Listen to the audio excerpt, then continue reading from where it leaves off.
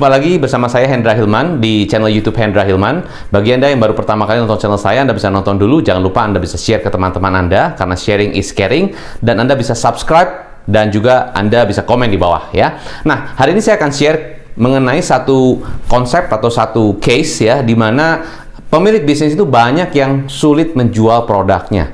Ya, punya produk dengan high margin, produknya cukup high margin, artinya bisnis tersebut atau produk ini memang memiliki margin yang cukup ya, sehingga kalau dijual memang memberikan keuntungan yang lumayan buat perusahaan itu. Kenapa perusahaan menjual produk ini? Karena dengan keuntungan yang lumayan bisa membayar untuk biaya-biaya operational cost yang harus dibayar setiap bulan. Nah, tapi kesulitannya adalah pebisnis ini sulit sekali menjual produk ini. Ya, secara produk tidak mahal ya, artinya range harganya di 300.000. Sebutlah produknya produk sepatu lah, produk lokal tapi kualitasnya bagus ya, kualitas bahannya oke, dijahit dengan bagus, desainnya juga bagus, dijual dengan harga 450.000, 300.000 sampai 450.000 satu produk lokal sepatu. Nah, memang secara harga masih oke, masuk di segmen pasar yang middle low gitu ya. Namun pemilik bisnis ini merasa, aduh saya susah banget ya jual produk saya itu, saya susah mendapatkan penjualan yang sesuai dengan target saya. Itu kenapa ya coach ya? Secara desain bagus, secara kita punya fungsional juga oke, bisa untuk running, bisa untuk casual, bisa untuk naik gunung, bisa untuk pergi-pergi, bisa untuk olahraga dan sebagainya. Sebetulnya secara fungsional oke, secara desain oke, warna oke, bahan oke, harga juga kompetitif. Tapi kenapa susah jual? Untuk kita bisa jual produk ini, yang paling penting bukan hanya kita produknya bagus secara fungsional ataupun secara mungkin desain dan sebagainya, bukan hanya itu. Zaman sekarang bukan seperti zaman dulu. Kompetisi begitu sangat-sangat intens. Mau produk apapun, jasa apapun, kompetisi sangat intens. Dan kompetisinya bukan dari produk-produk brand-brand yang sudah dikenal. Bahkan brand-brand baru, brand lokal yang baru aja banyak banget. Bayangkan, satu sepatu ya, wah mereknya banyak banget. Anda nggak usah bilang sepatu deh, baju batik aja. Kita bicara batik aja, wah satu brand lokal itu banyak sekali. Bahkan setiap toko yang saya masuk, kalau kita masuk ke dalam satu pasar begitu ya, nggak usah pasar lah, toko retail, yang jual batik begitu banyak merek, begitu banyak brand. Belum lagi gempuran dari kompetisi dari China dan juga negara-negara lain yang memang intens ingin masuk ke Indonesia.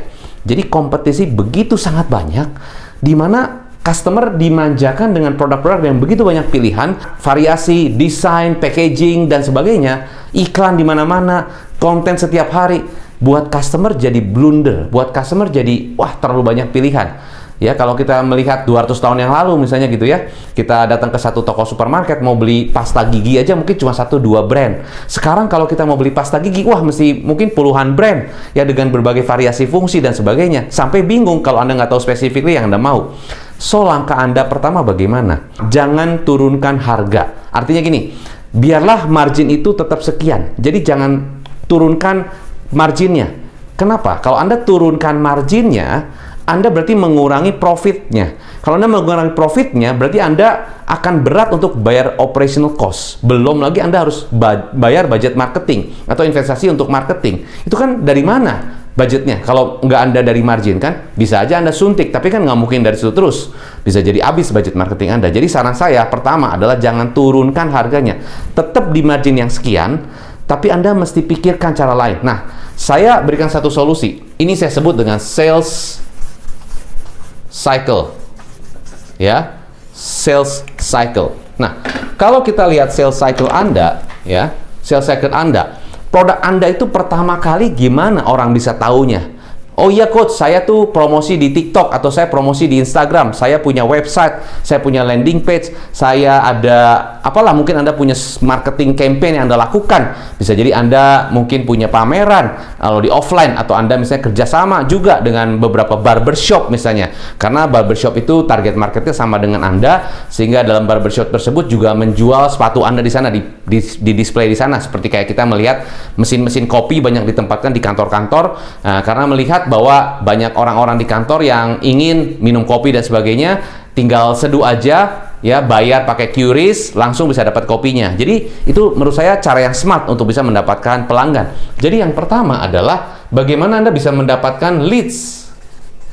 Itu dulu prosesnya. Misalnya saya kerjasama dengan barbershop ya, untuk saya jual sepatu. Di situ saya display, lalu di situ ada sambil orang mau bayar, ya, untuk dia kan habis dipotong rambutnya ataupun habis hairstyle di sana, lalu dia mau bayar, si SPG-nya bilang, Pak, ini ada sepatu, ya, sepatu kita cocok untuk running, untuk casual dan sebagainya, desainnya seperti ini, Bapak kalau mau beli karena Bapak pelanggan di barbershop kami, Bapak mendapat potongan 10.000 atau mungkin dapat potongan misalnya 50.000, terserah ya. Semakin Bapak dapat poin, dapat potongan lebih besar sepatunya. Oke, ada beberapa display, bisa jadi mungkin list pertama Anda di situ.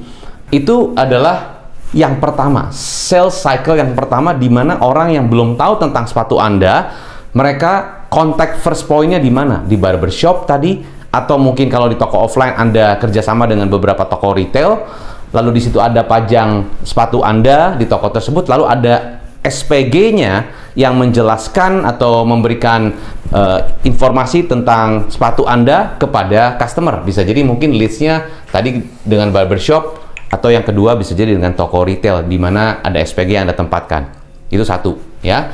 Kedua, setelah ada SPG mungkin bisa jadi explanation-nya atau penjelasannya, ya. Bagaimana penjelasan dari si SPG ini untuk bisa menjelaskan kepada customer, nih Pak, produk sepatu kami itu begini. Ya, misalnya customer datang ke satu toko sepatu, terus customer lihat, oh ini merek lokal ya? Iya Pak, merek lokal Pak. Oh iya, terus ini solnya kuat nggak? Kuat Pak, solnya kuat Pak. Oh iya, warnanya cuma ini aja Pak. Iya Pak, kebetulan warnanya ini aja Pak. Oh gitu ya, ini paling mahal, ini paling murah harganya berapa Pak? Ada diskon nggak? Iya Pak, ini kebetulan lagi ada diskon 20% Pak. Oh, Bapak suka yang mana? Ya, saya masih bingung sih, pikir-pikir dulu. Ya udah nih Pak, nanti saya lihat lagi ya. Oh ya Pak, makasih Pak. Pergi. Datangnya customer, Pak, ini sepatu merek mana nih? Ya Pak, kita produksi lokal, tapi kita udah desain yang baik dan juga fungsionalnya juga bagus. Oh oke. Ini ada diskon nggak? Ada Pak, kebetulan kita ada 20%. Oh, ini solnya bagus nggak? Ini kadang-kadang kalau saya beli sepatu tuh solnya suka lepas gitu. Oh enggak Pak, kita memang kuat Pak, kita dilem dan sebagainya. Oh gitu ya. Iya deh. Tapi saya lihat nih yang lain-lain juga mereka juga dilem juga, desainnya bagus juga. Ini harganya berapa nih yang ini? Ini Pak, harganya setelah diskon nih jadi cuma 450.000. Oh gitu ya. Modelnya cuma ini aja ya? Ya Pak, kebetulan modelnya ini aja Pak. Boleh Pak kalau Bapak mau coba size berapa? Coba deh nanti ya, kalau saya tertarik saya kesini lagi. Bye. Ya, explanation. Bisa jadi contact point sales SPG-nya dengan customer, banyak sih customer yang nanya, banyak sih customer yang ingin tahu, tapi penjelasannya ya tidak membuat customer jadi beli. Ya, yang kedua. Berarti the way you explain, the way you communicate to the prospect itu tidak membuat customer beli. Ya, yang ketiga, upsell. Upsell. Ibaratnya kalau kita datang ke satu toko minimarket gitu kan, terus kita udah beli satu produk harganya 50.000. Lalu SPG bilang gimana? Pak, kebetulan kita punya tebus murah Pak, harganya sekian Pak, tinggal tambah 10.000 Bapak bisa dapat produk yang harganya harusnya 15.000, saat ini cuma 5.000 aja Pak, cuma tambah 5.000, tebus murah 5.000, yang tadinya 15.000 jadi 5.000. Oh gitu ya. Oh ya Pak, sekalian Pak, nggak ininya Pak, ini Bapak cukup bayar 5.000 saja, Bapak sudah dapetin sekian banyak Pak. Ini biasanya normalnya 30.000, kita cuma tambah 5.000 Pak, dan sebagainya. Pak, nggak sekalian ini Pak, nggak sekalian itu dan sebagainya. Itu namanya upsell. Ya. Nah, pertanyaan, apakah upsell-nya dilakukan dengan benar? Misalnya contoh, orang udah beli nih. Oke Pak, kalau gitu saya beli ya sepatunya Pak. Oh iya Pak, makasih Pak. Pak, Bapak cuma satu ya Pak belinya Pak? Iya. Ya udah Pak, nanti saya buatkan bonnya, lalu nanti Bapak silakan ke kasir. Itu kan, selesai. Berarti yang customer tadinya mau beli satu, karena kita bilangnya, Pak, beli satu aja Pak? Iya, beli satu aja. Beli satu aja Pak? Iya, beli satu aja. Pak, nggak beli yang lain Pak? Enggak. Ingat kata-katanya. Nggak beli yang lain Pak? Enggak. Pak, nggak mau yang lain Pak? Enggak. Pak, nggak sekalian aja Pak? Enggak. Nah loh. Jadi hati-hati program ya komunikasi dari SPG-nya. Nggak beli yang lain Pak? Enggak. Nggak cari yang lain Pak? Enggak. Nah, jadi enggak kan? Jadi mau gimana upsell? Nah, harusnya gimana? Oke Pak, Bapak udah oke. Pak, ini Bapak beli cuma satu. Pak, kalau beli dua, ya by the way Bapak, ini untuk Bapak sendiri atau untuk anak, untuk istri segala gimana? Ya, mungkin untuk saya sendiri dulu deh. Oke Pak, nggak apa-apa kalau untuk Bapak sendiri, nggak apa-apa sih Pak. Tapi Pak, kalau Bapak beli dua, ini untuk pasangan Pak, ini harganya jauh lebih murah Pak. Ada tambahan diskon sekian persen kalau beli dua. Tapi kelihatannya saya masih butuh satu dulu sih. Oh ya Pak, nggak apa-apa kalau memang Bapak butuh satu, ya Pak. Cuma Pak, kalau Bapak rencana mau beli dua, ya boleh ya Pak? Boleh ya Pak? Kalau Bapak rencana mau beli dua, boleh ya Pak? Bapak kembali lagi. Kebetulan saya ada voucher. Ini kalau Bapak kembali lagi sebelum tanggal sekian, Bapak bisa dapat potongan harga untuk yang kedua. Jadi lumayan Pak, bisa hemat Bapak dan istri atau Bapak dan anak. Vouchernya coba berlaku 5 hari dari sekarang Pak. Jadi kalau Bapak lewat dari 5 hari, mohon maaf mungkin diskonnya nggak dapat. Sayang Pak, lumayan Pak, potongan sekian Pak. Sales bisa aja seperti itu. Iya sih Pak, mungkin begitu. Tapi Pak, ini saya melakukan ini kan promo Pak, ya. By the way kan Bapak kalau mau beli, lebih bagus ada promo apa lebih bagus nggak ada promonya? Ya ada promo. Nah Pak, ini kebetulan ada promonya. Ya Bapak mau pakai atau nggak terserah Bapak. Tapi basically kan kalau Bapak beli ada promonya kan lebih untung buat Bapak. Ini Pak, by the way. Tapi Bapak masih balik lagi ya Pak ya, sekitar 5 hari dari sekarang. Oh ya oke. Nah, memang mungkin customer tidak langsung beli pada saat itu, tapi lebih mungkin mana dia kembali dengan cara yang pertama atau cara yang kedua? Itu maksud saya. Setelah upsell, after sales. After sales gimana? Customer udah pulang nih, ya, bawa sepatunya pulang di rumah. Oh ya Pak, boleh Pak, sebelum Bapak pulang mungkin Bapak ada nomor teleponnya yang bisa saya chat. Kenapa? Atau Bapak punya Instagram, nanti kita follow Pak. Kenapa? Nanti kalau ada promo-promo atau gimana pun, nanti Bapak bisa dapatkan harga spesial. Ya, kalau ada promo kan lebih untung Pak, lebih hemat Pak. Bapak Instagramnya apa?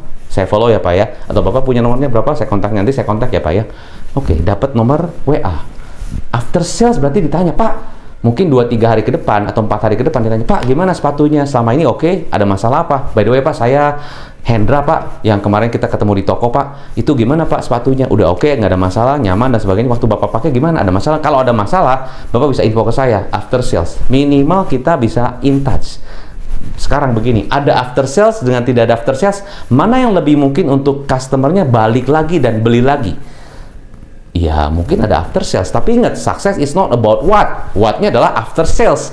Tapi how, bagaimana cara menyampaikan kepada customer, bagaimana cara mengkomunikasikan kepada customer, sehingga customer tidak merasa terintimidasi, ya, tidak merasa dipush, tapi customer justru merasa senang karena Anda perhatian kepada customer. Nah, itu adalah satu konsep communication after sales.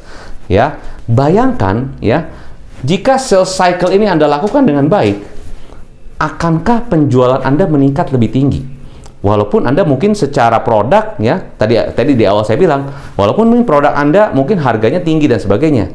Betul sih, namanya produk bisa harganya tinggi dan murah dan sebagainya. Tapi yang namanya customer, kalau harganya mahal pun dia beli kok. Bahkan orang Indonesia apalagi, mau harganya yang paling mahal, tas yang paling mahal, sepatu yang paling mahal, jam yang paling mahal, orang Indonesia yang beli. Ya kan? Orang Indonesia itu paling berani beli yang mahal. Nah, jadi kalau saran saya, kenapa jual yang murah-murah kalau yang paling mahal aja orang mau beli? Cuman, kenapa orang takut jual harga mahal? Takut kompetitor, takut mungkin orang banyak yang lebih murah dan sebagainya. Buktinya, kalau sales cycle Anda dilakukan baik, orang bisa beli juga. Memang, betul. Tidak, marketnya mungkin tidak sebanyak yang middle ke low, betul. Tapi itu pun juga banyak. Bukan banyak sih, banyak gitu. Apalagi di Indonesia, ya. Kenapa menurut Anda banyak investor-investor dari luar, negara-negara luar masuk Indonesia? Kenapa? Karena di Indonesia marketnya begitu besar. Mau market kecil yang menengah ke bawah, menengah ke atas sekali, itu besar sekali. Ya, jadi kalau Anda jadi pebisnis, memang kompetisi banyak, memang persaingan banyak, memang segala macam, betul. Tapi ingat, ya, jangan sampai gara-gara kompetitornya banyak, ya, produk-produk yang jual mirip dengan Anda banyak, Anda terkecoh di sana, Anda jadi terpengaruh harus potong harga. Siapa bilang? Ini salah satu solusinya. Ya, bayangkan kalau sales cycle Anda dijalankan dengan baik, itu berapa persen peningkatan penjualan? Nah, itu poin saya. Ada beberapa, mungkin ada tambahan yang lain. Misalnya apa lagi? Misalnya mungkin Anda ada maintenance misalnya. Wah, masa sepatu di maintenance sih? Why not? Kompetitor Anda lakukan nggak? Enggak. Kalau Anda lakukan kan jadi satu nilai tambah. Misalnya, Pak, by the way Pak, kita ada program cuci sepatu gratis Pak. Atau Pak, kita ada program cuci sepatu. Kenapa? Walaupun produk kita memang produknya cuma sepatu casual, tapi Pak, cara nyuci itu paling harus penting banget dengan sabun tertentu, dengan sikat tertentu. By the way Pak, ini karena Bapak udah beli dari kita kasih Bapak free ya untuk khusus ya pembersih sepatunya dan sikatnya untuk Bapak. Alamatnya di mana Pak? Wah, ada maintenance loh. Ya, bayangin. Nah, begitu maintenance, ada kemungkinan gini Pak. Pak, By the way Pak, selain maintenance kita kasih free pembersih dan juga sikat. Ini juga kita punya voucher Pak, kalau Bapak rencana mau beli lagi untuk anak Bapak, mungkin untuk ngasih hadiah ulang tahun dan sebagainya. Ini kita ada voucher Pak, khusus yang berulang tahun di bulan ini Bapak bisa redeem vouchernya, lumayan Pak, dapat potongan 30%. Ada kemungkinan mereka balik nggak maintenance? Ada kemungkinan balik. Terus saya lagi sepertinya, oke. Satu lagi misalnya, oh ada member, get member. Ada member, get member. Oh, maksudnya gimana Pak? Kita juga punya program affiliate Pak. Jadi Bapak sudah beli dari kami, di sini Bapak udah pembeliannya udah masuk segini. Nah, kalau Bapak bisa reverse, atau Bapak misalnya Bapak mungkin share di sosial media, di story dan sebagainya sepatu yang Bapak beli, lalu ada teman Bapak nanya, itu belinya di mana? Terus Bapak kasih link ke Instagram kami, terus ternyata orangnya beli, Bapak dapat poin Pak, Bapak dapat kupon, Bapak dapat potongan dan sebagainya. Member, get member. Ingat, customer yang happy, dia dengan senang hati akan mereview produknya, dan dengan senang hati dia juga akan bilang sama teman-temannya, ini sepatu keren banget. See? Right? Yang saya jelaskan kepada Anda, ini hal-hal yang praktikal, yang bisa langsung diterapkan. Bisa jadi mungkin penjualan Anda turun, margin Anda mungkin habis-habisan dan sebagainya. Anda terpengaruh dengan kompetitor yang jual harganya dibanting-banting. Salah langkah. Yang harus dilakukan adalah justru Anda tetap dengan margin yang ada, bahkan Anda harusnya naikin lagi marginnya. Kenapa? Karena kalau Anda marginnya terlalu tipis, gimana bayar biaya operasional, gimana bayar budget marketing, gimana bayar untuk Anda sendiri. Kadang-kadang Anda sebagai pemilik bisnis pun nggak dibayar gajinya kan. Gimana untuk bayar pengembangan bisnis, dari mana keuntungannya? Maka marginnya tinggi. Cuman ingat cara jualnya, marketingnya, bagaimana packaging dan sebagainya, itu harus Anda belajar lagi ya. Di video-video nanti mungkin saya akan sampaikan bagaimana Anda mendesain packagingnya sehingga walaupun harganya lebih tinggi ya, customer juga tetap mau beli ya. Kalau kita lihat simpelnya begini deh, Anda lihat brand kopi deh. Kopi biasa dijual di warung berapa? Sekian. Jual di kafe berapa? Sekian. Di hotel bintang 5 gimana? Sekian. Coca-Cola jual di warung berapa? Sekian. Di minimarket berapa? Sekian. Supermarket berapa? Sekian. Di hotel bintang 5 berapa? Sekian. Kan Coca-Colanya sama. Apa bedanya? Benefitnya, value-nya, emosionalnya, dan sebagainya. Barangnya bisa jadi sama, tapi harga bisa luar biasa. Kamar hotel ya, di bulan-bulan tertentu harganya bisa 3 kali lipat. Kamarnya sama, ranjangnya sama, furniture-nya sama, kamar mandinya sama, nggak ada yang berubah, tapi harganya bisa 3 kali lipat. Kenapa orang beli? Demand and supply. Nah, itu banyak hal yang harus Anda perhatikan juga.